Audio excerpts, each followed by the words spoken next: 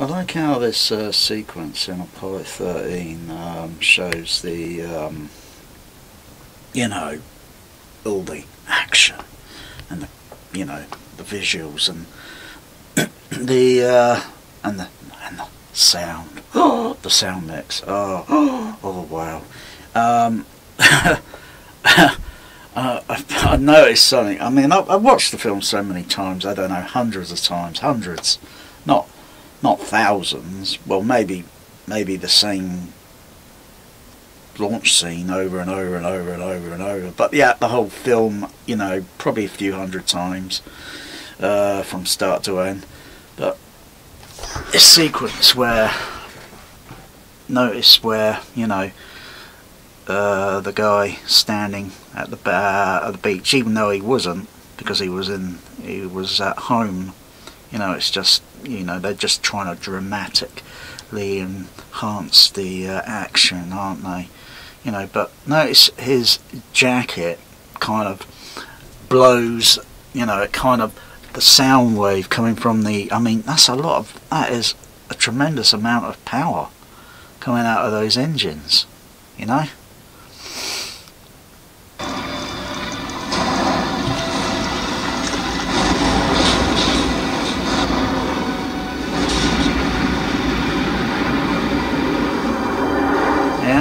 You see his jacket.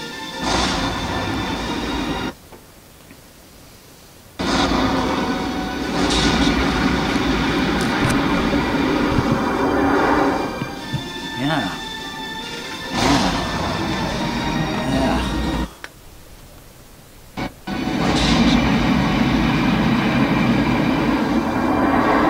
How many? Now you got to think like fade it down. It's like when you blow a candle out. It's like when you blow a candle out, or you blow from a distance, and the time it takes for to reach. Now, forget about doing this with your sub-bass speakers. You'll wreck your amplifier, you'll wreck your sub-bass speaker, and furthermore, it would sound totally unnatural.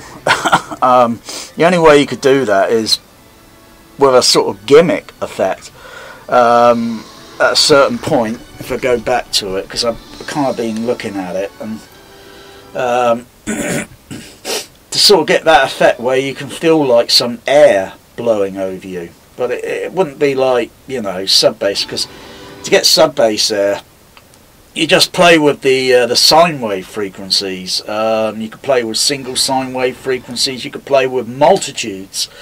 But at a certain point, the air turbulence building up inside the enclosure it's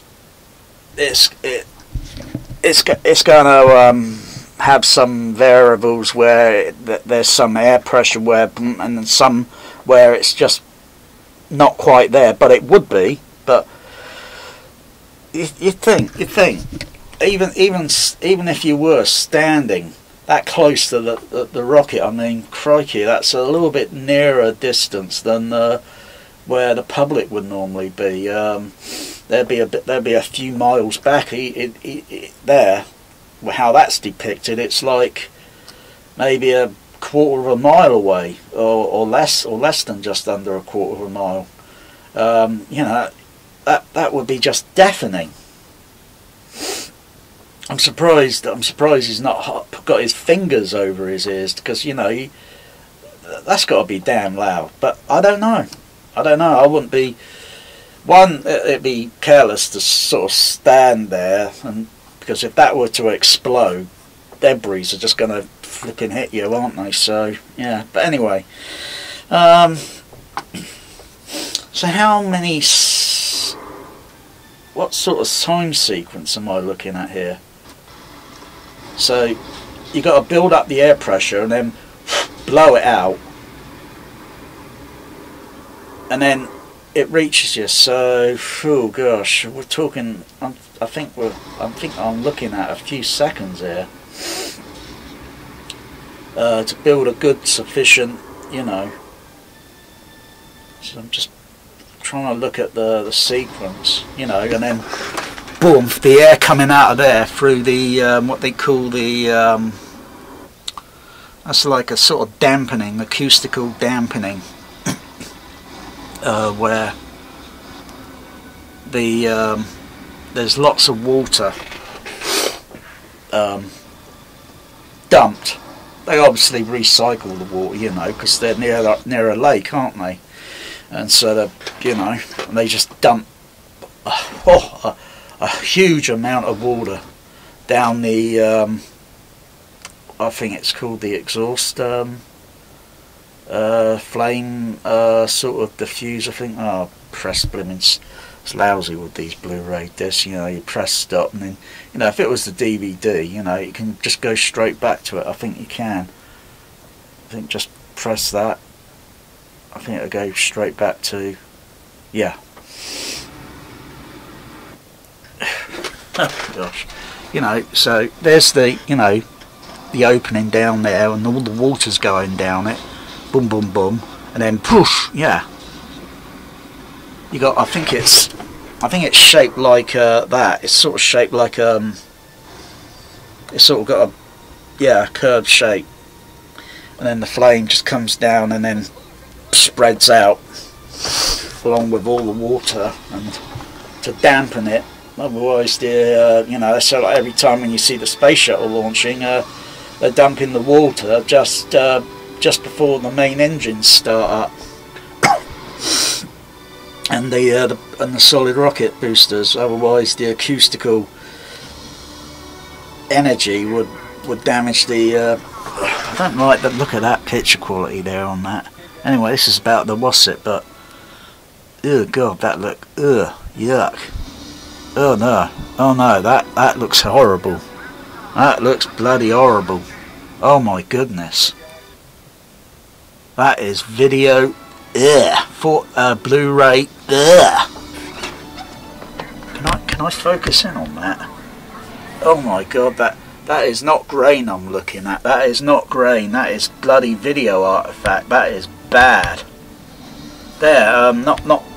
It's all like I'm running a Panasonic 9000, and this is the spare disc that comes with the 4K disc.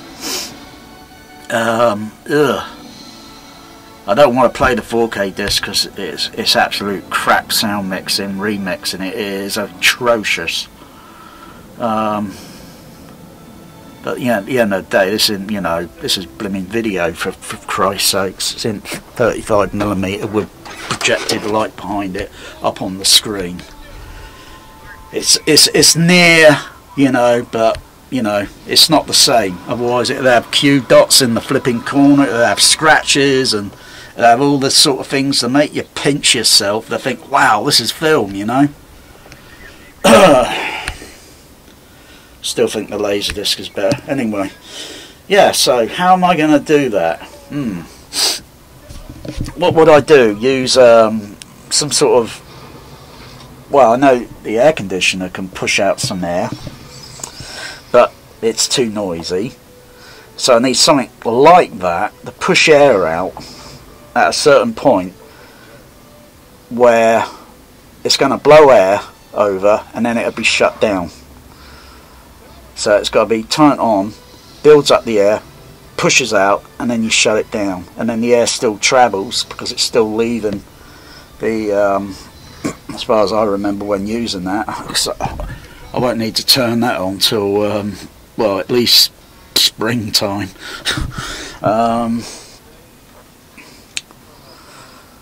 If, you know, but yeah, but doing it with sub-bass speakers, yeah, you can blow candles out and stuff. I've done that until blue in the face, you know. It's only a certain frequency where it pushes out air through the port.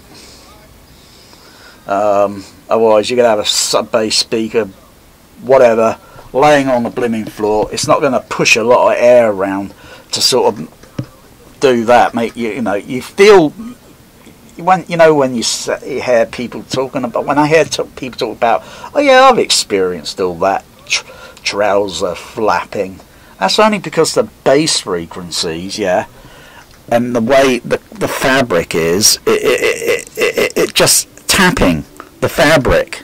You know, you could be holding a piece of cardboard with your hands, and you put it against your chest, and guess what? Yeah. But you know, doing it with over sub-bass speakers, no, you just obliterate the blooming things, and you damage your hearing. So you got to have something that, you know, like those gimmick, what they call them, 4DX cinemas or whatever, with the vibrator seats, and yeah, they can do all that, except they can't do a 180 degree roll. Yeah. Yeah, that's still a good bit of filmmaking, that to go up on an airplane and to create, you know.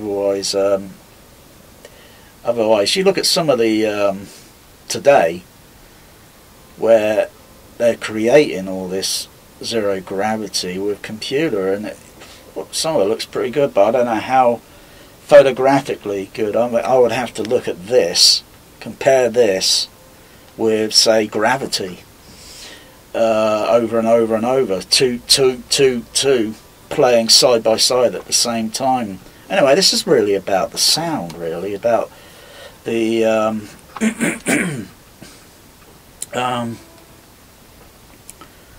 just jump forward on the chapter. This is really about trying to go back to that. I think it's because the video transfer got a little bit messed up there, and you got all these so-called blimmin' professional video, whatever they want to call themselves, yeah. And the bloody hell, they don't even look at their work to see what's, you know, and look at the what do you call it? Every transfer that's made, to see if everything's a-okay, yeah. Anyway, you know, because this isn't THX certified, you know. Yeah. Yeah, there it goes, guys. You know. So that took some, probably, off the air, 2, 3, 4, maybe 4 to 5 seconds to reach him. I don't know.